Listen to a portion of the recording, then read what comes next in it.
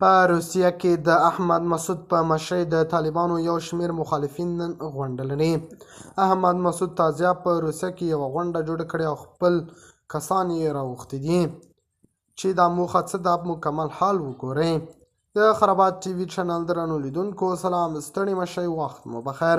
هیله لرم چې جوړ او روغ به یې. په سر کې یادونه کوم که خرابات ټي وي چینل مو نه وي سبسکرایب کړئ، په درنښت سره خرابات ټي وي چینل سبسکرایب کړئ.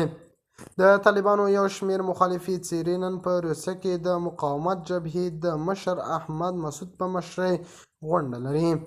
د جبهې یو غړی فضل احمد معنوي ویلي چې دا غونډه د روسیې د عدالت ګوند په کوربهتوب د محمد محقق او ځینو نورو څېرو په ګډون ترسره کیږي.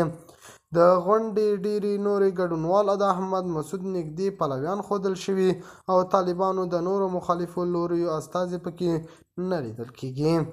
ویل کېږي چې غونډې ته د نورو څېرو د نه ورتلو یو اصلي دلیل د احمد مسعود له مشرۍ سره د هغوی مخالفت و. د معنوي د معلوماتو له مخې دوی په نننۍ غونډه کې د طالبانو خلاف د سیاسي او نظامي مخالفت پر اړتیا سره بحث او خبرې وکړي. یو شمېر شنونکو باور لري چې د سیمې او نړۍ قدرتونه د طالبانو او د دوی مخالفانو سره د خپلو اړیکو د توازن ساتلو لپاره هممهاله دواړه خواوې پالي او د اړتیا په صورت کې د خپلو نیابتي موخو لپاره کاروي. په وروستیو کې روسیه له دې امله چې طالبان بیا لویدیځو هیوادونو ته نږدې شوي ښکاري د دوی خلاف زمیني دریځونه لري. د خرابات ټي وي چینل درنو لیدونکو دا و زموږ ته د مهال چمتو کړی خبر.